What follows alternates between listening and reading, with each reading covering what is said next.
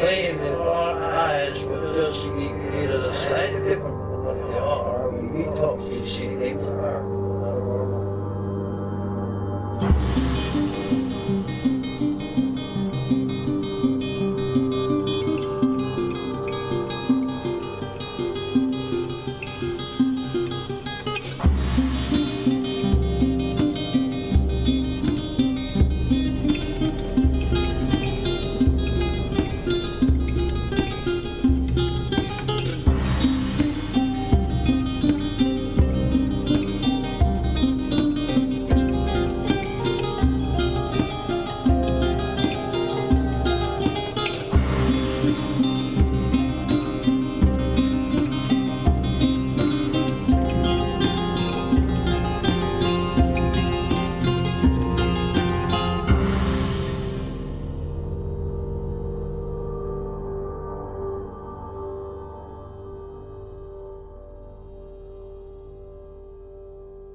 Welcome to Strange Familiars.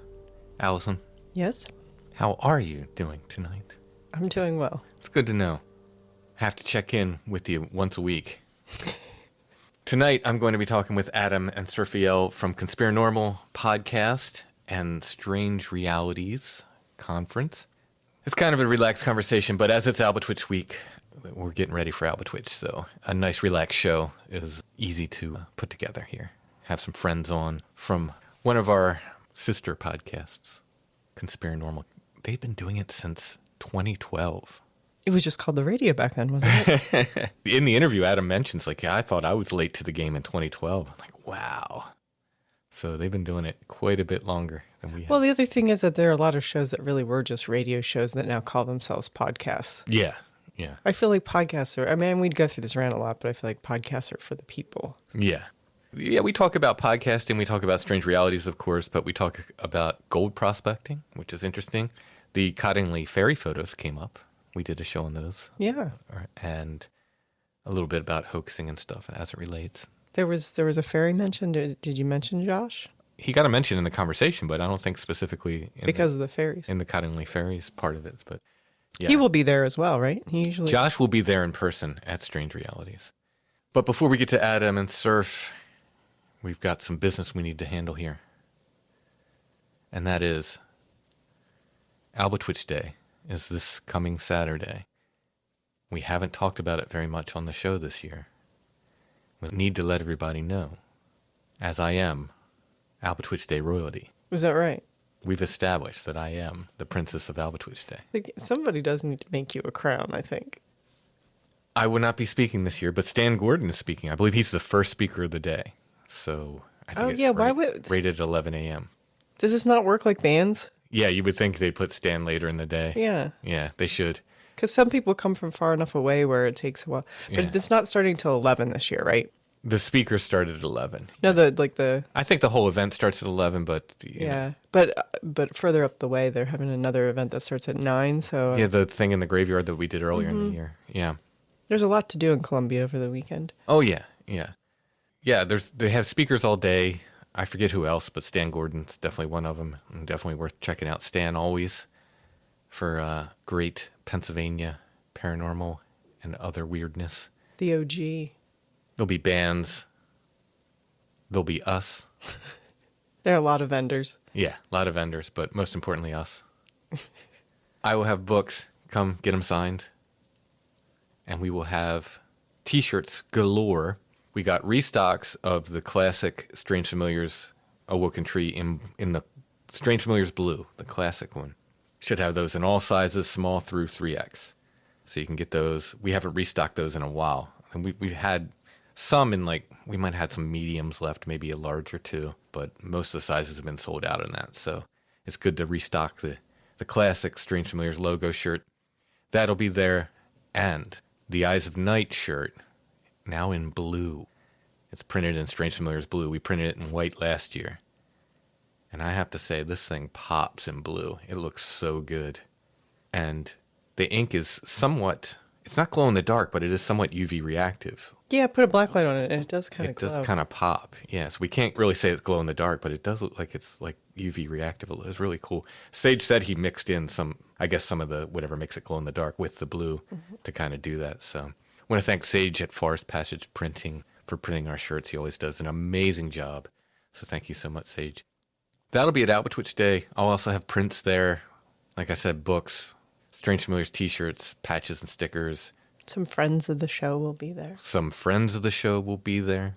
I don't know if we should announce them because they won't necessarily be there at our table all day, but stop by.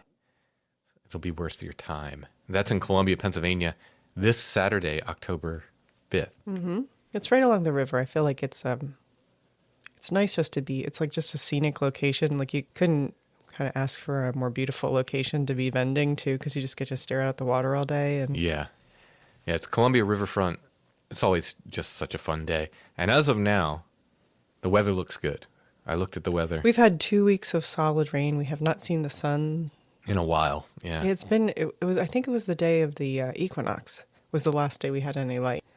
Looks like it's going to be a nice day. Please come out. I know Strange Familiars listeners are coming from afar, like from, at least one from the West Coast.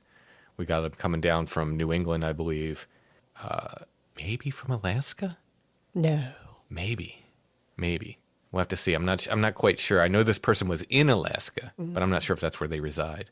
But definitely people come from the West Coast, coming from all over, so a lot of Strange Familiars listeners will be there. It's such a fun day. There's stuff to do in town, and it's such a walkable town that if you find parking anywhere in town, that you can get to all the events. Yeah, plus the cool antiques shops. And I will say this though, like download the app and make sure you have the parking paid for because they are on it if you miss it by a minute. There are places to park for free, but if you're parking at on a the meter, street, it's cheap, it's but easier to get the app. But it's easier just to put on the app, and then they also, I think they have canoe tours. They've got the trolley tours for Albatwitch Day, which are kind of like haunted trolley tours. They can tell ghost stories on the trolley and stuff. But you get to go up to Chickies Rock, where there's a lot of like actual Albatwitch sightings have been, right? Where some Albatwitch sightings have been, yes. And they throw apples, I think, out for the Albatwitch up at Chickies Rock and so forth. Such a great time. Come on out. That's Albatwitch Day this Saturday, October 5th in Columbia, Pennsylvania at the Columbia Riverfront, right by the old bridge. Another thing I need to mention. Yeah. And I didn't mention this on last week's show because I hadn't come up with the idea yet when we recorded last week's show. But heading towards October, I thought, wouldn't it be cool if I did an original Bigfoot illustration every single day in October and call it Squatchtober? So Squatchtober has begun, and the first 2 drawings out and sold within minutes, both of them. I'm going to be issuing a drawing every day. I put them up on Patreon first because patrons should get first shot at this stuff. Then they go on Discord, which is all patrons anyway. Then Instagram and Facebook. So keep your eyes on those places. Or if you want, just keep hitting refresh on our Etsy shop because they have to go there first of all, to get the link. And it's not going to, just because of life, it's not going to be any designated time. No, the first 2 days it was around the same time just because. Morning-ish time. That's the way it worked out. But yeah, it'll be whenever we get to them each day, basically. There's 31 days in the month. Yeah, did I say 30? No, I was just saying that's a lot of drawings. Oh, yeah. Each one is signed and numbered. 1 out of 31, 2 out of 31, etc. So, awesome way to support the show and get some original art. And some of these... You like them. Yeah, I've been having fun doing these. So go ahead and check out my Squatchtober illustrations. They're priced according to how much I like the illustration, basically. So, but none of them are going to be crazy expensive because they're not huge. Yeah. So it's a dealable. Yeah, pretty good way to get some original artwork. And I think, just because based on what sells, I think my original Bigfoot illustrations are probably the most desired things I do. It's a good way to pick up some Bigfoot art by me and help the show as you're doing it. Got some thank yous. Zoe wrote us a nice letter. Well, wrote me a nice letter. You weren't included in this one. I talk to Zoe all the time. Although she did wish you well.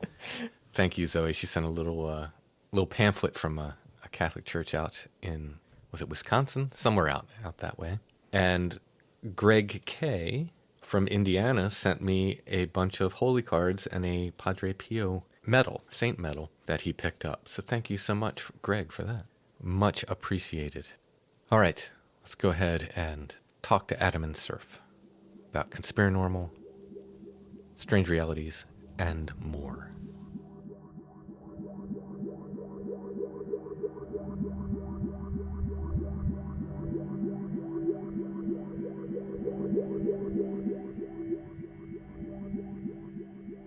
Adam and Serfiel, welcome to Strange Familiars. How you guys doing? Good. It's Doing great to good. be here, Tim. I'm guessing it's been about a year since you've been on. I would say, yeah. I think I made a brief appearance when you interviewed Nevaeh. Right. That was like, I think I spoke like 2 sentences. a surprise Around from the background. Around the same time last year, I'm guessing. Yeah, I think it was. What's Definitely new with for you the same guys? time. Other than strange realities, which we will talk about in length shortly. Yes. Well, doing pretty well. Been doing Conspirinormal now for a long, long, long time. And just kind of keeping up with that. And we've been doing strange realities. I've been working on, you had Nevaeh on not that long ago on Nevaeh's Nightmare on that YouTube channel and that project. So staying pretty busy. You kind of like the production guy for that. Yeah, you could say that. I edit the video and then I've also written some of them as well. Oh, So, okay. Cool. Nice. And surfs in the Pacific Northwest, right? Yeah, I haven't got out to go squatching too much yet, but definitely on the legend hunt and starting to take my little baby steps towards some gold prospecting mixed with some history. So Really? that's real fun. Yeah. So every now and then I'll watch some of those gold prospector videos, and I'm like, I think I like that. I think I could do that. It's fun and it's cool to approach it from, some of the interests that we share in mysteries and supernatural and things like that. And, things like dowsing are really common. And of course, there's all kinds of legends and even conspiracy theory tied up in all of it too. So it's cool to come at it from this weird perspective, folks like us already have. So are there places where just anyone can go, or do you have to have a claim or, it's permission to be on someone else's claim? How does that work? It's a little complex, but basically different jurisdictions, whether BLM, Forest Service, state parks, have their own kind of thing, but all waters are considered state property unless there's some other kind of regulation. So it's a lot easier to pan, even though those are kind of like seasonal too for actually getting in the water. You could pan a lot of places outside the water and like the previously flooded area. But then for actual like lode mining, which is, digging in the earth significantly, you definitely need claims for that. Still a lot out there.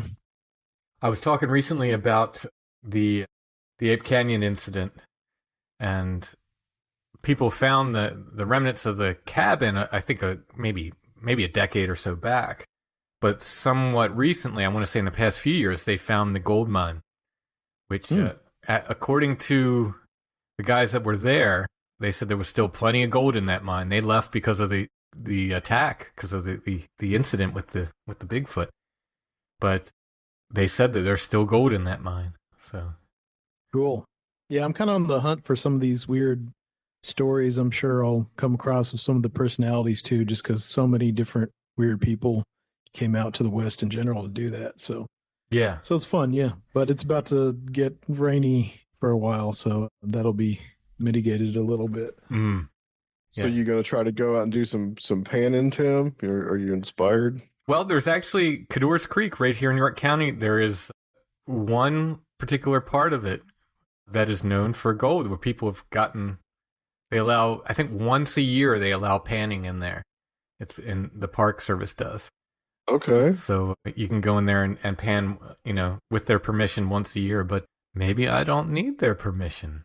I think Serfiel is going to disappear into the woods with his pan and just live out there in a little shack and pan for gold. Oh man, Yeah, that sounds nice. That's going to be the life. I mean, look, Sounds I'm nice. writing this book on hermits. Part of me is like, it doesn't sound that bad. Right? It doesn't sound that bad at all. maybe a little cabin in the woods, and that's my retirement. We'll see. I can tell you, Tim, that I think I'm really looking forward to this book the most, just from listening to a lot of what you talked about on Strange Familiars about hermits. It's really some of the best stuff. It's they're really sad, kind of emotional stories, but I'm really like looking forward to this book. That's why I think every time I have you on or I'm on here, I ask you about it. Well, it's time. All the writing's done, so I'm literally finishing up the illustrations.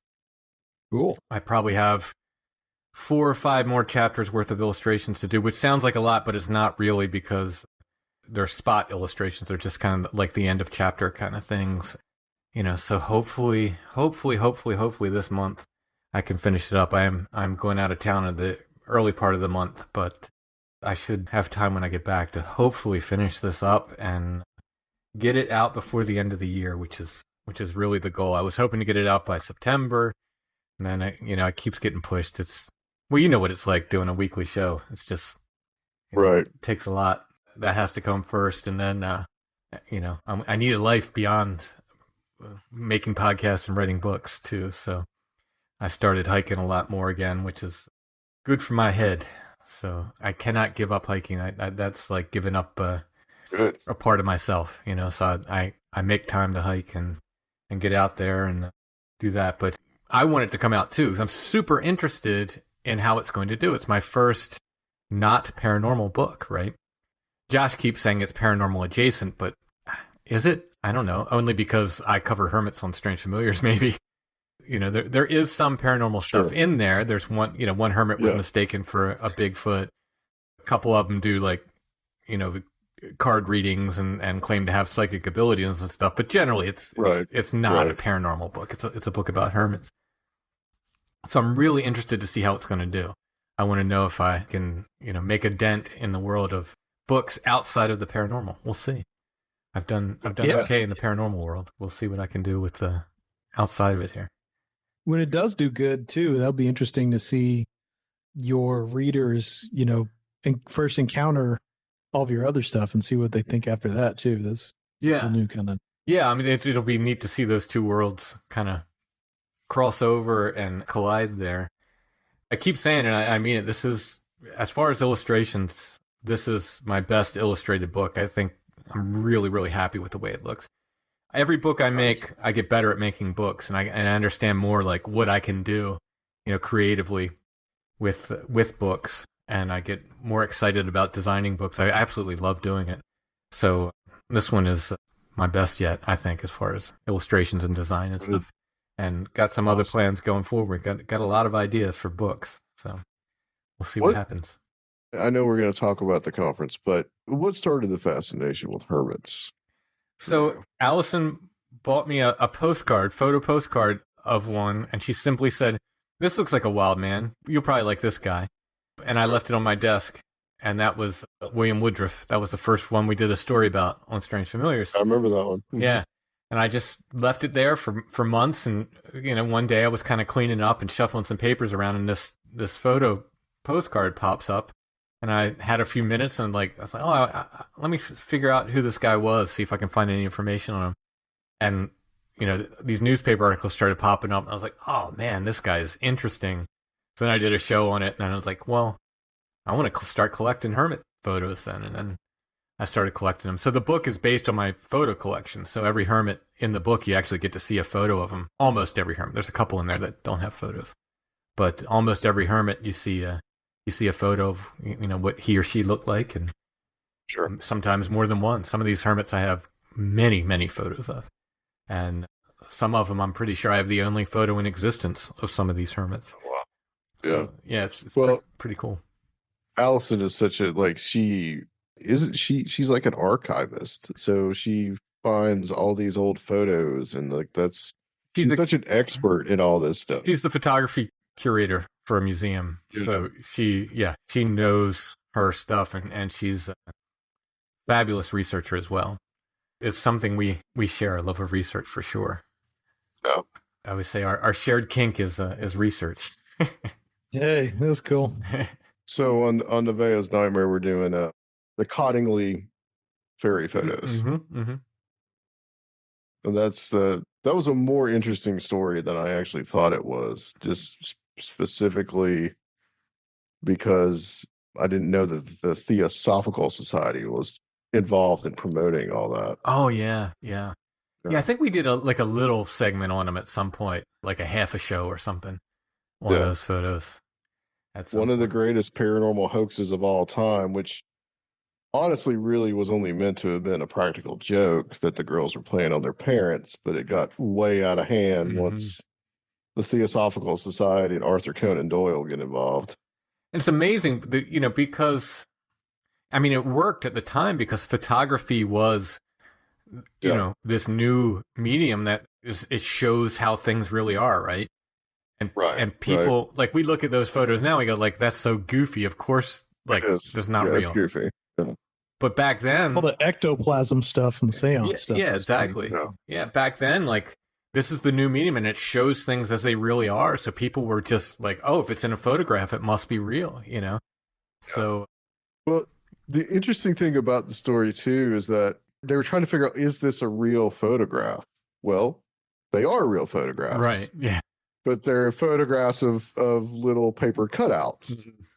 So that was always like, was there a photographic trickery? No, there wasn't. The girls set it up, but that was the big debate at the time. And it was quite simple as to what, and a lot of people knew, like Houdini, you know, was also one of, you know, he was a great debunker of a lot of the spiritualist claims, and he came out against it, you know, and said, well, it's from, he said it was from this particular, like, catalog or something. Well, it wasn't. It was from a different thing, but then that was used to say, see, the girls actually, what's also interesting though is that the girls kept it, I mean, into their 70s and 80s. Like 1983, I think was when they finally fessed up that it was a hoax. And so they just kept it going for essentially like, you know, 60 years, essentially. Thought I remember coming across some story, and I could be wrong about this, where they said like, yeah, we hoaxed them, but we also saw real fairies. So the younger girl, she fell into the creek, and she came home and she was soaking wet. Her mother was mad at her. And when her mother asked her, why are you soaking wet? She said, well, I saw the fairies in the beck, which is the name for the creek. And the mother obviously didn't believe her. And so she had the older cousin. And so she came, well, since they don't believe us, we're going to prove that the fairies are real, you know, as a joke. But Frances, who was the younger girl, she maintained to her into her dying day that she did see fairies. So it's an interesting story. What was interesting too was just how the Theosophical Society, they were really promoting fairy folklore. Evans Wentz was in the Theosophical Society, and it's interesting how the influence, Theosophy has a ton of influence. Which, by the way, when I was in Seattle, Serfiel took me over to the Seattle Theosophical Society, which was really cool. I have some very early publications from them, I believe, like little magazines. We call them zines today.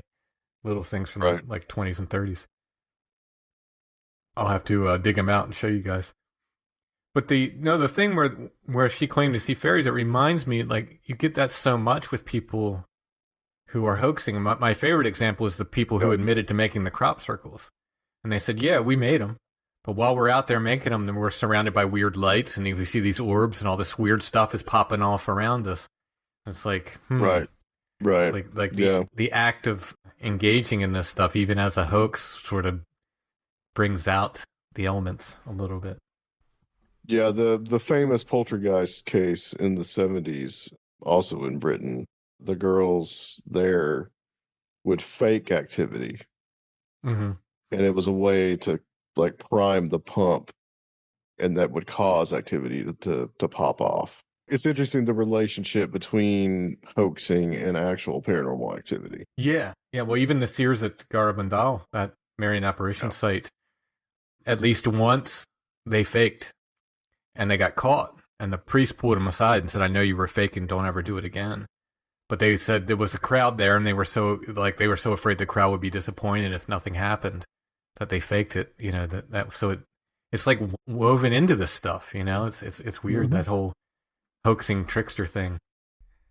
Well, how long has Conspirinormal been going on? You guys started before Strange Familiars, a good bit, I believe. Started 5 years before. You started in 2017. I started in 2012. Amazing. Wow. Yeah, I guess we're going to be pretty much at this point, it's like 12 and a half years that we've been doing this. Wow. I mean, Serfiel's been doing it with me for, nearly 6 years. Yeah, I remember when he came. It's been a while. Did you always, you had other co-hosts before, right? Yeah, we did. We had Rob, who we called the producer, who, really produced the show. And we had Luke, who's been my, my current roommate, and a few people kind of in and out in the early days of Conspirinormal. He's not your current roommate. He ascended to the next. He ascended to the next level. Yeah. Yeah. He just ascended one day on the show. And what's that like? 12 years of Conspirinormal. Man, you know what? I mean, it's been a real journey, man. I mean, I've made, I think really the best part of it has been making friends and contacts and being able to, like, hang out with people like yourself and Josh and Tim Banal, Soraya, all these people that I've met. And it's interesting because there's a lot of different phases to Conspirinormal. Like, we went through like this big UFO phase, we went through this big folk magic phase, we kind of gone through kind of weird political conspiracy phase. And it's interesting to see kind of the development of it. I thought about going back and listening to like every episode, but I don't know if I could take it. God, that's a lot. Yeah, do you it's have a any lot clue? of my own voice to listen to. Do you have any clue how many episodes it is? We are around 490 episodes now. How did I catch you? That's a good question. You take breaks? Not really, but we have over the last year. We have taken, maybe 2 we've 3 slowed weeks down. off, stuff like that. We've kind of slowed down this year on it until very recently. We would kind of been doing the show every 2 weeks, and that's once the conference is over, we'll go back to probably doing it, but every 2 weeks or so. So there's actually probably more shows than that, because for a while we were being ambitious and trying to do like bonus episodes and stuff like that turned into like full scale episodes. So yeah, we're closing in on episode 500. Yeah, that's which is pretty momentous. Yeah. I think at a certain point too, we decided to be less ambitious about it. I think, meaning we just wanted to keep having fun and make that the most important thing, rather than chasing some kind of sliver of this, content entertainment world.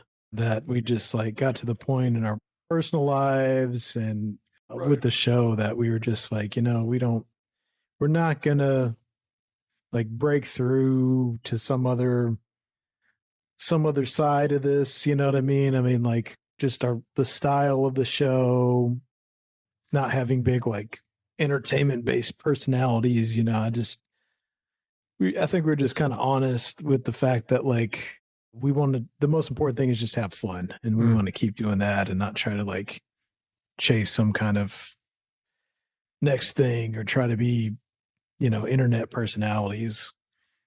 Do you see it as like, I can look back on Strange Familiars and see like somewhat as there's a story kind of going through it, right?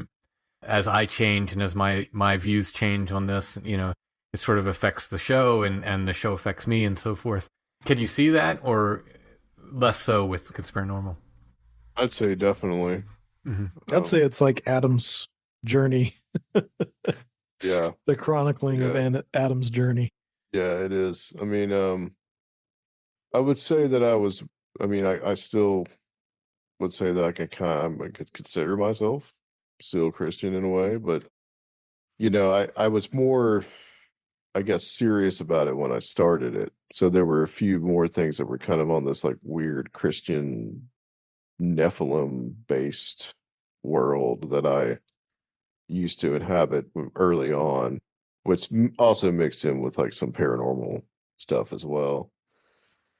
But I think when the pandemic started, like in 2020, I mean, there's a definite switch there, and just I think both mine and Serfiel's attitudes about, especially dealing with like the conspiracy world Mhm. and just how crazy things were getting.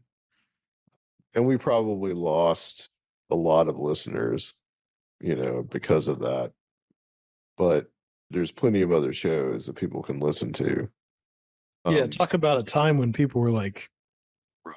chasing things, and the type of notoriety that people got, and Mm. by like pushing certain viewpoints and positionings and attitudes, and it just got real nutty on that side, especially way more so than the paranormal. Yeah, yeah, it got pretty wacky, and And it's still wacky.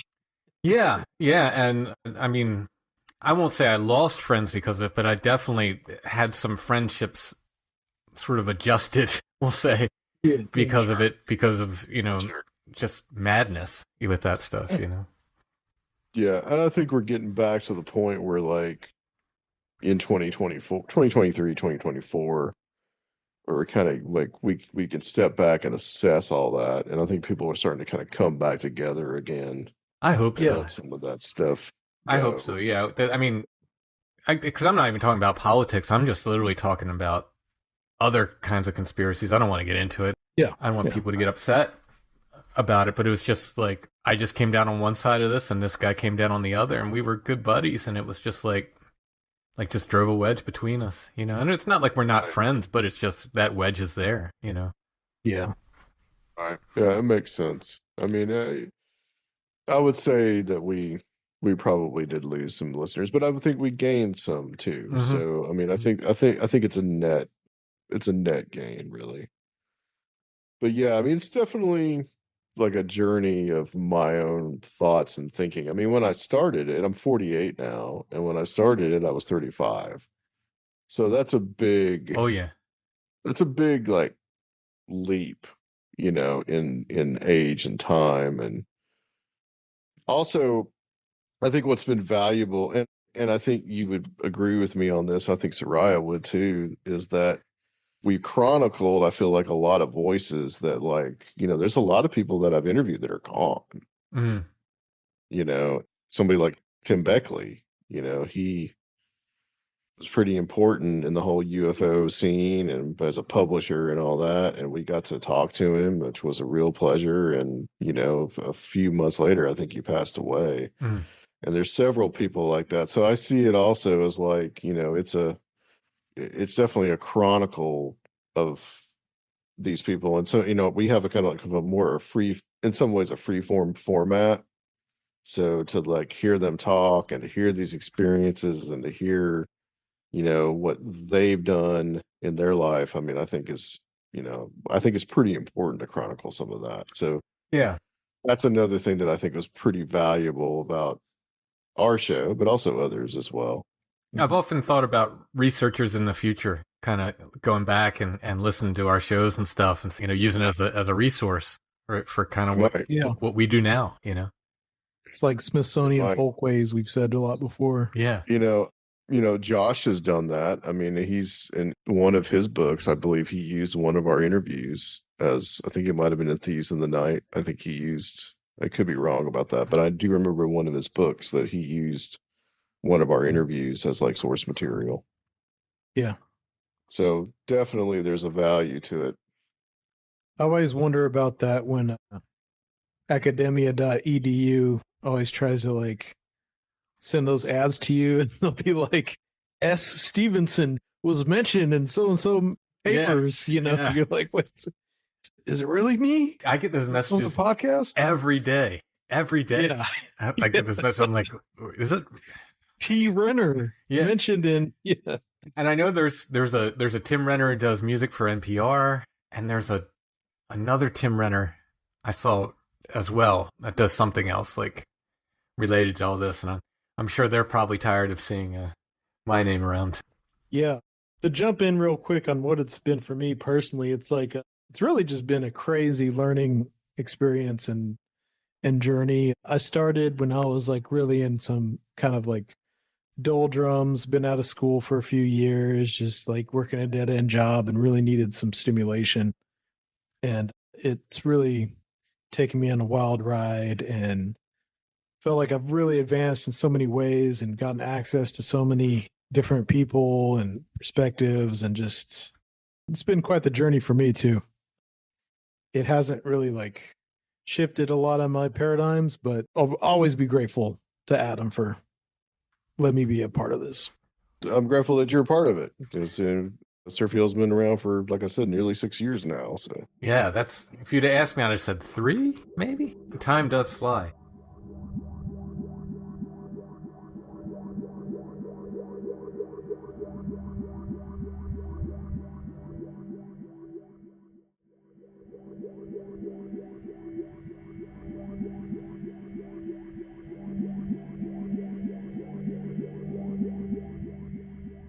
I experience like waves, right? So I never hate it. I always say I'm very lucky to do what I do.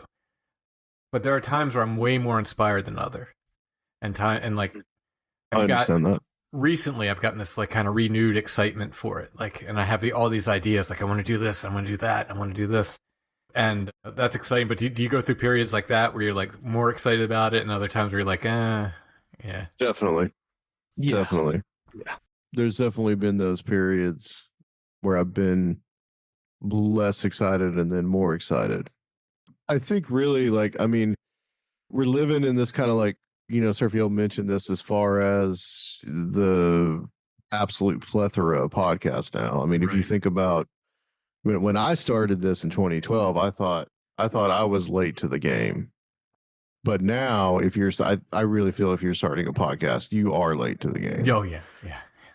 It's really that there's just so much, and you're going to be pretty much, I think, pigeonhole or niched into, who's going to listen to you. Mm-hmm.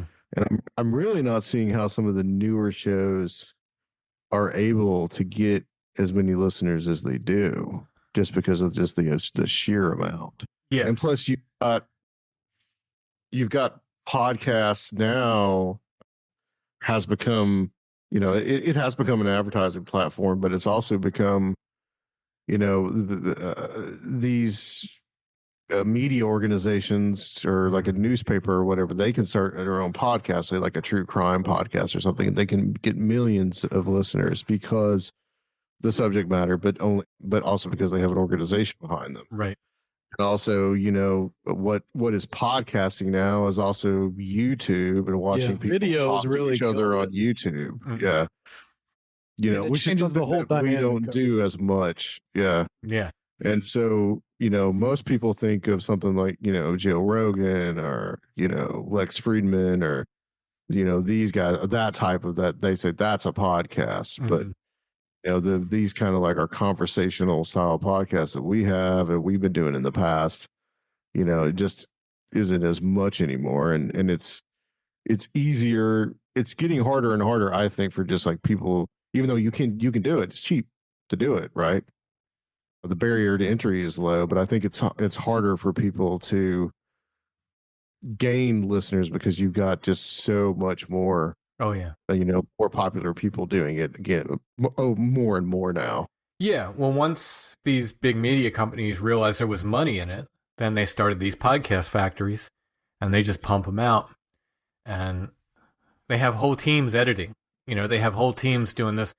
Where we're doing what we do ourselves. And I'm not complaining. Like I said, I'm lucky to do it, but I'm just saying, like, these bigger media companies that are just pumping out podcasts, I call them podcast factories, they just pump them out left and right. Mm-hmm. And they have research teams. They have the hosts, if they're doing a paranormal one, the host probably doesn't even care about the paranormal. They were chosen because they had a good voice and they could read well, Yeah, we know a few people who who get paid to research for large podcasts and stuff. So Mm-hmm. Right. Oh yeah, Mm-hmm. yeah.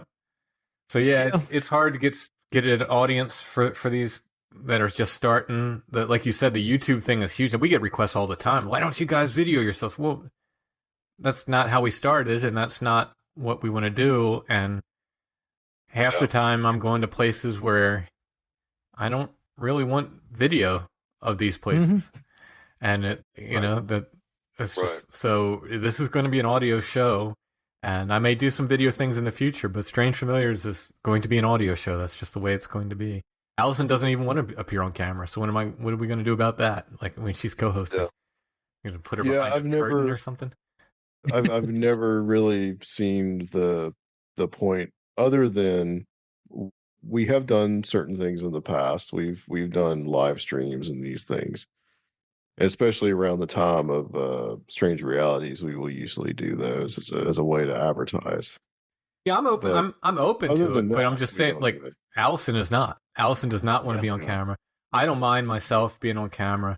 I have some plans for doing stuff, maybe some live stream kind of things like that, where we can be on camera. It's not a problem, but like the main show, that's going to be what it is. It changes the whole dynamic of performance and everything. I mean, like, I'm super laid back with you guys because I know you guys, even if, someone's new and we're just going to be using the audio, but to know that you're like being recorded live, people are going to be staring at your face, every expression you make, it's like, it kind of messes up my whole delivery. Yeah, no, I'm with you. It's too much pressure. It changes things for sure.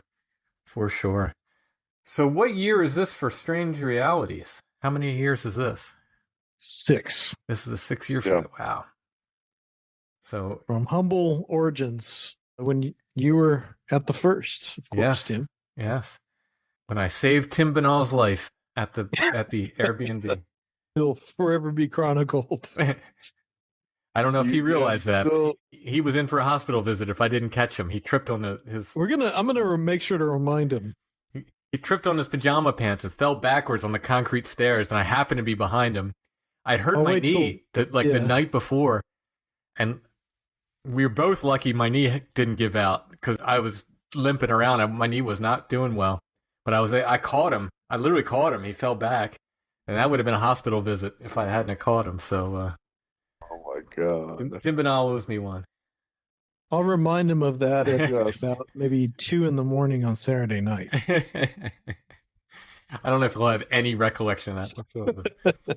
I don't know if we'll have recollection of much. Probably not. That was crazy.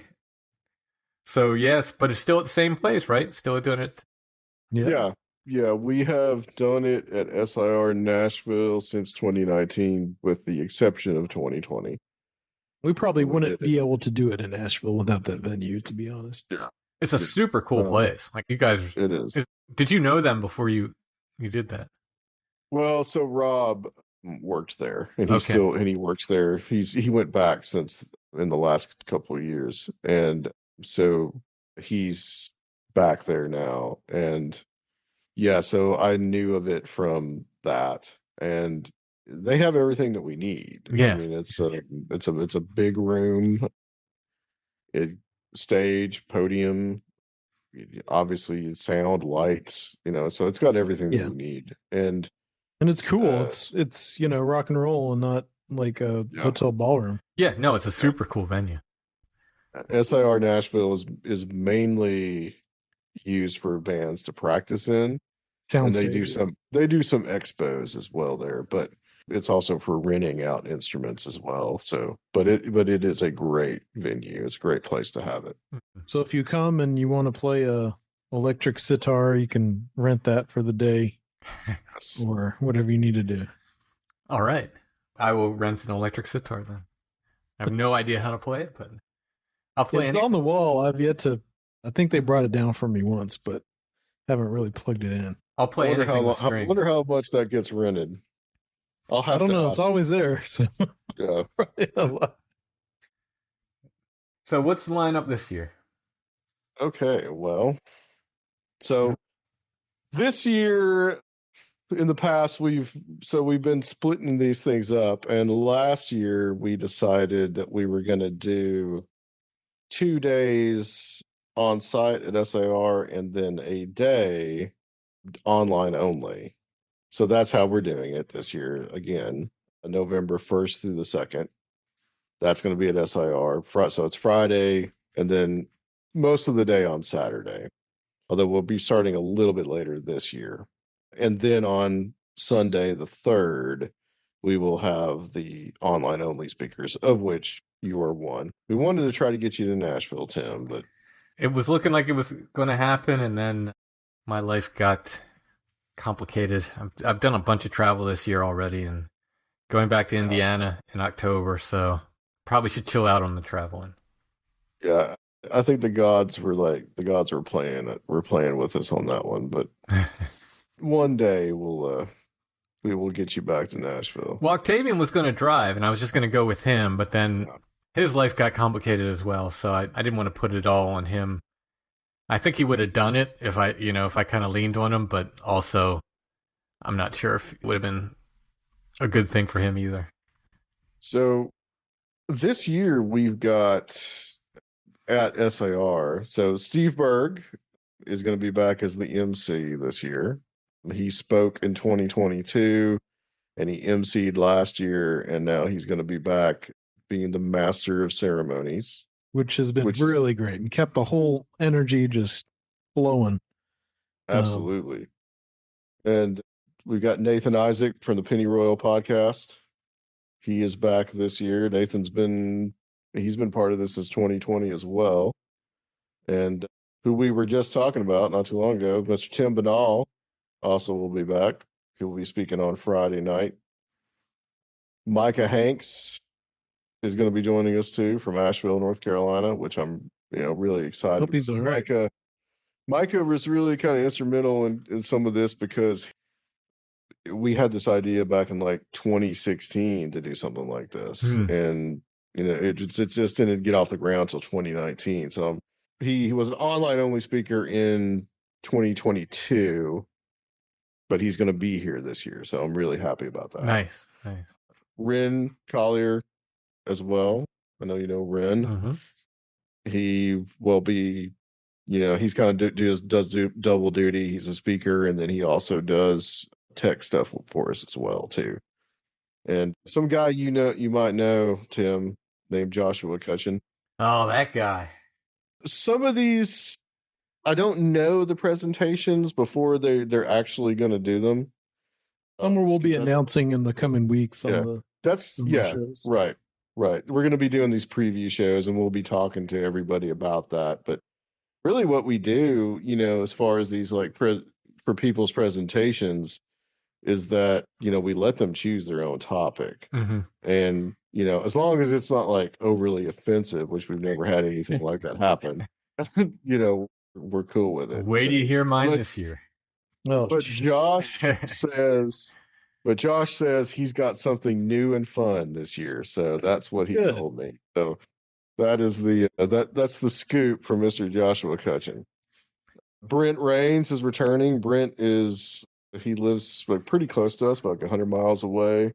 He's been doing stuff in ufology and paranormal since he was like 15, and I believe now he's like in his early 70s. So he's been doing this thing for a while. So he is the oldest of the group, of which we also have the youngest, which is Nevaeh, who is you interviewed on the show not too long ago. And Nevaeh, her name is Nevaeh Terry. She is going to be speaking about, I believe, about Victorian funeral practices, because she is studying to be a mortician here in Nashville, which I think you talked a little bit about that on. Yeah, a little bit. I should have had Allison talk to her about that. Allison. Quite a bit about that. Yeah. They I think they would have got along really well. Yeah, there's a hair work thing. I don't know if you can see it. It's like right there. Yeah. I think I remember you talking about that on the show too. Hair work all around it, and then that's an actual marble salesman sample of a monument there. Right. Cool. Monument and stuff. So yeah, Allison's got quite the collection for that stuff. And then we've got Steven Snyder, also known as Recluse. He's going to be there as well. He'll be speaking on Friday night. He's returning. I think Steven's been doing it since 2020, right? I think Serfiel. I'm pretty sure he's been. I think it's been every single one. Yeah. And we've got Kendall Lackey, who just was on our last episode.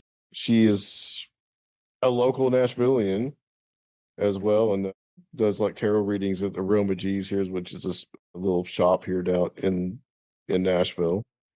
And that's the lineup for Friday evenings and Saturday during the day. Nice. We're going to be going all the way.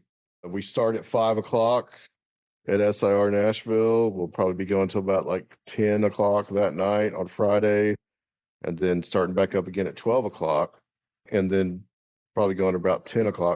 But I should also say too that Serfiel and I are going to be presenting, and that's not on the flyer, but are on the website. But we'll be presenting as well, together or separately. Separately. Okay. Separately.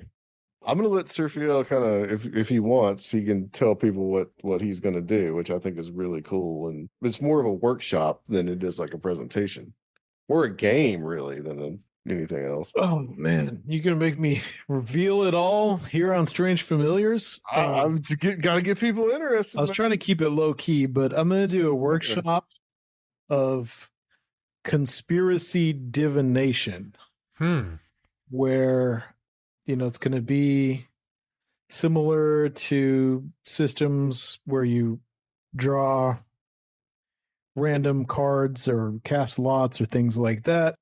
But it's going to be with either political actors or multinational corporations or strange philosophies and religions and cults and things like that. And you're going to be able to see what you're dealt and construct your own conspiracy chart with the help of explanation of different graphic models and the history of conspiracy charts. So it'll be some nice little arts and crafts to add to the day. And I think with all the weirdos there and all the energy in the room, there's probably going to be some really weird shit that gets casted. So everyone will have their own Pepe Sylvia Always Sunny board with like that's the detective board deal. I'm going to try to have some crafts too, so some construction paper, and then if they do want to do the classic cork board thing, probably find a way to do that. Oh wow, I was joking. Nice. Yeah, no, I want people to have a lot of fun, to have something they can take with them. So yeah, I want to have a lot of fun with that and provide a nice kind of break to a lot of lectures. Yeah, I think it's always nice to break it up a little bit, have something else go down. And Adam? Yeah, I'm gonna reveal for the first time on your show what I'm gonna do is I'm gonna be doing a kind of compare and contrast of two main things, one of which is Fatima, and the other is the Ariel School visitation. Oh, interesting. In Zimbabwe in 1994. Wow. And then also I may be mixing in some of the weird clown sightings. And the way that I'm kind of putting it together is putting these three things in historical context. Mm-hmm. In other words, the kind of like social and historical pressures that are going on in the society and how it manifests into this kind of into a paranormal event. Interesting. And no matter what your kind of interpretations of the paranormal event is, it's more that these social pressures and these things are causing these paranormal events to happen. Mm-hmm. And then whatever the interpretation of it is the interpretation. Right. But it's interesting to me because I look into the Ariel School case, and I was kind of struck by, how similar it was to a Marian apparition in some ways. And from there, because both cases involve children, actually the clown sightings involve children too. So that's a common theme in there as well. So that's going to be kind of like what I'm gonna talk about and focus on for my presentation. That's super interesting. So I laid the groundwork for you last year by covering Fatima. Yeah, So yeah. people yeah. who heard my speech, you won't have to get into intense detail. Right. And it's kind of like looking at kind of what's going on in Portugal at the time, Mm-hmm. and also looking at what's going on in Zimbabwe when that happened at the aerial school. Mm-hmm. So, and these different events that could possibly cause it, and then also two different interpretations of what these two things mean. Yeah. The clown sightings are also, I think, due to, social anxieties and pressures as well. And I'll probably focus more on the Boston wave of the 1980s, where they were seeing, that was really like the first clown sightings that like Lauren Coleman wrote about. Mm-hmm. So, yeah, so I'm going to be looking at those three things. And from working on with Nevaeh's Nightmare on the channel, I didn't write anything about Fatima, but I did write about aerial school and also the clown sightings, and I was kind of stricken by just how similar some of those things were. So that's a super interesting one. Yeah, very cool. So that's an idea I've been playing with for a little while. But Sunday is going to be. Oh, go ahead. Yeah. Well, yeah, and then Sunday on the 3rd, November 3rd, we're going to have Soraya is coming back. Mm-hmm. We'll have Greg Bishop, Robert Guffey, Katie Andrews. Now, Katie, I think she's going to be doing something on horror movies. She has a YouTube channel called Katie of the Night. And Katie's also been, she came to the very first Strange Realities. She's the only person I think I've ever given a flyer to that actually bothered me. Okay. All right. Okay. All right. And, I know Katie. Yeah. And so, but this year she's not going to be able to be there in person, but she will be able to do the presentation on the online day. So excited about that. And also, Mr. Timothy Renner will be doing it too. So, yeah, I will be. You know what you're going to be presenting? I will be talking about disappearing evidence. Cool. Mainly focused on the Bigfoot phenomena, but it happens all across the board.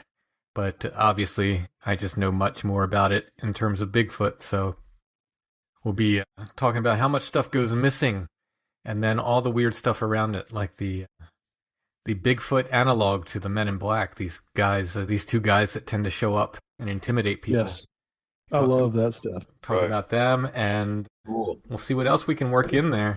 I can't believe I've never given this presentation before. I have a folder where I keep all these presentations. I was sure I had done it, and I even thought I had done it on Strange Realities, but I've never done this before anywhere. Did it go missing? Nah, there you go. Maybe it did. No, I don't think I've ever done it anywhere. It's one of those things where it's a topic that's so clear in my head that I thought, oh, one day I'll do a presentation on that, and I just never did. But it's so at the forefront of my mind. It's so clear in my head that I must have thought I'd already done it. But so this will be brand new. Awesome. Good, and I really like how we got it excited to see that. With the, Sunday being online only. We kind of, host like our own little watch/host party at Adam's apartment. And I think it was it 2022 or 3 that we tried to do all the way hybrid, where we were like broadcasting the online presentations onto the screen inside of SIR and back and forth. 2021 was like that, and 2022 was like that. But yeah, that was just last year we didn't do that, so it was way too much online. Yeah, and also, like it saves us, it saves us a whole day of, you don't have to pay for the space, right? So heck yeah. But if people buy tickets for the online, you stream the presentations at SIR, right? The whole thing. Right. Yeah, with the whole thing. Yeah, so they'll get to see the whole weekend. Yeah. Either way. Yeah, that's the thing. The whole week, yeah, either way, that $30 gets you in. We will have a Facebook group that is where you'll be able to watch it. Now, I know a lot of people don't like to use Facebook, so we'll have another option for those people, but there is you'll be able to watch it, and you don't necessarily have to watch it live. And in fact, there's few people that don't. So, but you can go back and you can watch it. And but the whole thing is online, and that $30 gets you into the whole thing. Nice. So, and where can people get tickets? Tickets are available at strangerealitiesconference.com, and they are $70 to come to SIR for the both days. I'm going to have some day rates available as well if people want to come up either Friday or Saturday, or they are close to Nashville, if they want to make a day trip and don't have to pay for a hotel and come back afterwards. Those will be available as well. And then, like I said, it's $30 for the whole thing if you want to watch it online. All right. I'll put that link in the show notes for everybody. And perfect. Where can they find Conspirinormal? Conspirinormal, of course, you can find it on conspirinormal.com. I've been really lazy about updating the site. However, you can find us anywhere there's podcasts. So Apple, Spotify, all that good stuff. All right. And same place I'm sure you can find Strange Familiars. Real quick, Adam, I think we do kind of want to put out there also that this is likely going to be the last Strange Realities conference in a large multi-day format, kind of big, big research symposium conference, whatever you want to call it. You know, we've really tried hard to keep it afloat. It's really not sustainable.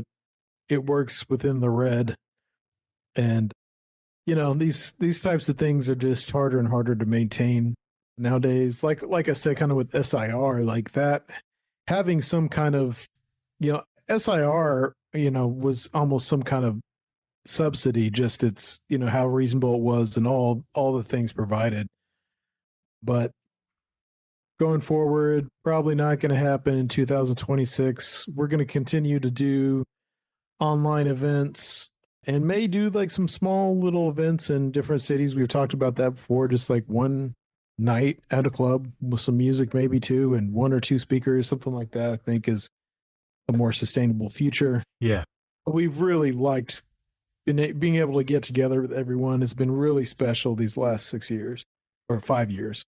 Yeah. I mean, I know you guys were putting so much work in it. It was almost you get done with 1 year and almost start prepping for the next year. Essentially. Yeah. It's a lot of work to do these kinds of things. So. Yeah. And it's just hard to break even. So, you know, unless we get like a Robert Bigelow come around and want to be our sponsor, you know, it's probably not going to happen in this kind of format. If you, addressing the audience if you are on the fence about coming to Nashville and going to Strange Realities Conference, this is your chance. There you go. Because we will not be doing this next year. Sad to hear, but completely understand why. The amount of work you guys put into this is insane. And I feel like mission accomplished, though, you know, I mean, to do this for 6 years. Heck yeah. Yeah. Heck yeah. So it's a great event too. It will be missed, but I'm glad you're replacing it with other things, just like the online stuff. And I think it's a great idea to just do little club nights. Like we're working on Strange Familiars Live to do the same kind of thing, like just tour with it. But I think that's the way to go. I think rather than, because we were thinking about doing a Strange Familiars gathering, like a bigger festival event. It's still not off the table, but the live touring thing is going to be a lot more sustainable. That's way more what I'm focused on right now.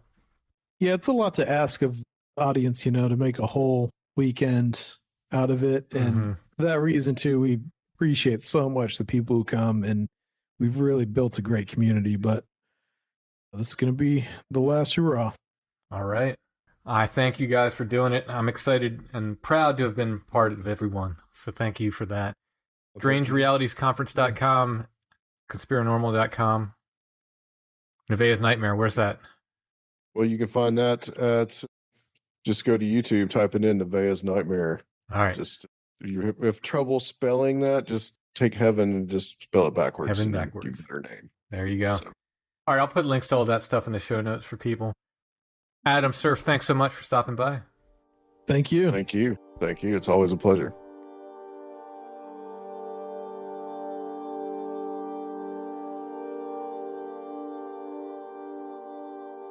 Strange Familiars is made possible by our patrons.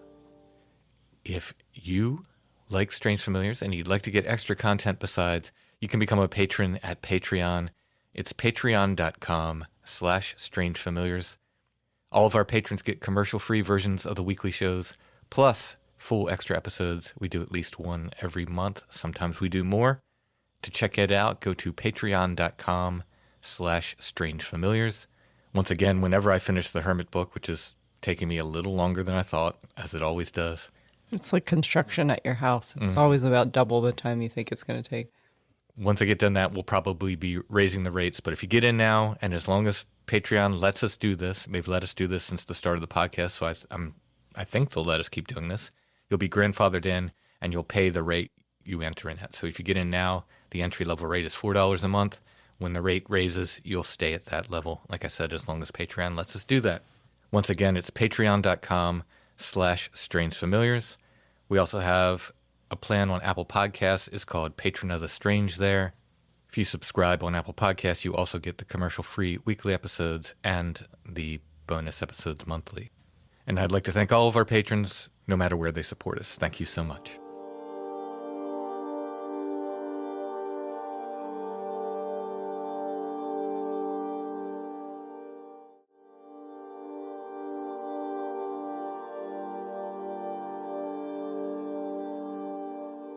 Since we're moving towards Halloween here, we have entered October. Our curiosity of the week is, I don't think they're dressed for Halloween.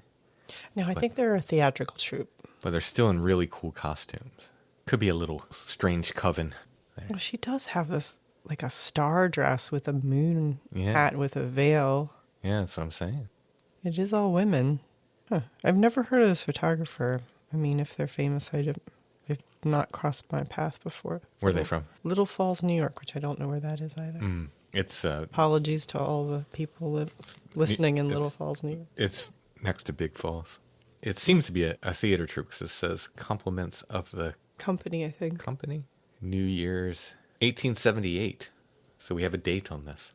Does that Yeah. make sense for the photo? It does. So it's a cabinet card photograph. Nice big image. Yeah, they're really cool. Yeah. So I'll put a picture of that in the show notes. And if you click on that, it'll take you to our Etsy shop where you can purchase this photograph and other curiosities of the week, those that are left. There are 3 owls left from last week as we're recording this. There were 4 originally. Then we put another one up, 5. So 2 have sold. Okay. And there are 3 owls left. So if you want some owls, they're still in there, still in the Etsy shop. And we have some other curiosities of the week left. Also at Etsy, Strange Familiars t-shirts, stickers, patches, mugs. We will add the new t-shirts in after Albatwitch Day. Might be later in the month by the time we get them in there, but they'll be in there. Artwork, originals and prints. Keep your eye on that for the Squatchtober, going up on Etsy every day this month. Allison has ephemera there. She's got some old photos and some other ephemera and more. Our Etsy shop name is Lost Grave. But if you type in Strange Familiars, you should see our stuff come up. And click on that, it'll take you right to our shop. All right, I think that's it. Come on out to Albatwitch Day, everybody. Everyone who can. I realize not everyone can get there. But we'd love to see you if you come out. And keep your eye out for the Squatchtober illustrations. We'll be back soon with more Strange Familiars.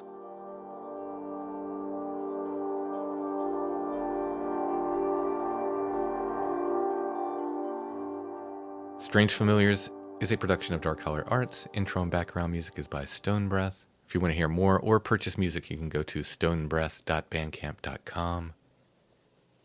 We're on Instagram at Strange Familiars, one word, no underscore. We're on Facebook, facebook.com/Strange Familiars. The Strange Familiars Gathering group is there as well.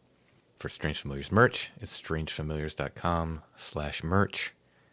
And strangefamiliars.com is where you can find us all the time.